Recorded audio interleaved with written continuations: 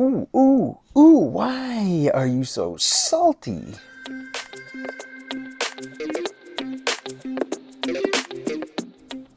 Hey, welcome back. Here we are in the Gospel of Matthew, cruising through ordinary time on our way to Lent. Check this out.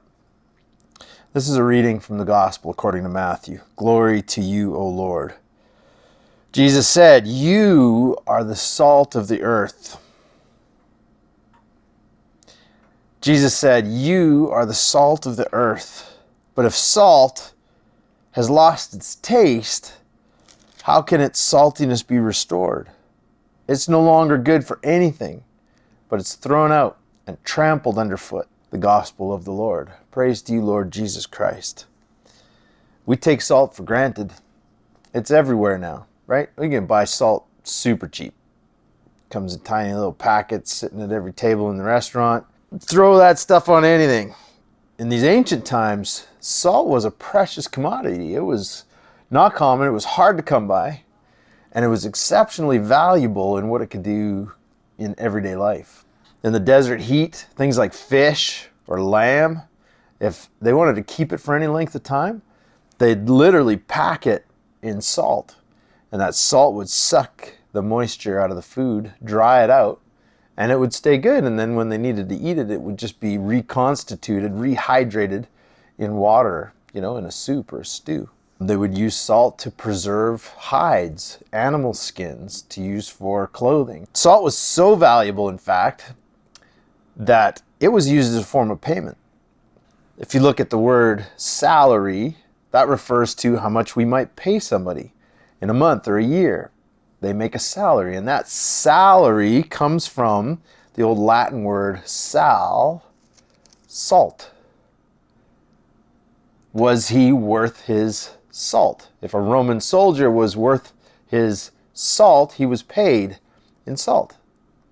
That's how they valued work.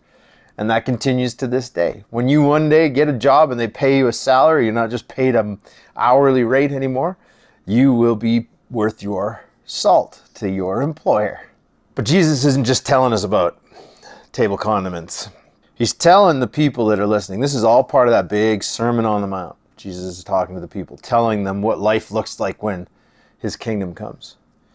He's saying, look, when I get inside your heart and you take these new commandments, when you see me flip the religious system of the day, when you see me flip that upside down and I put the poor who are last, I put them first.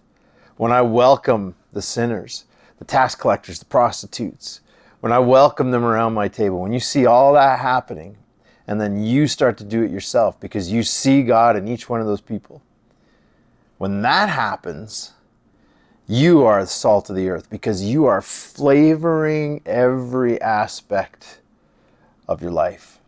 Everybody who comes in contact with you is changed because of the way you flavor them with my kingdom.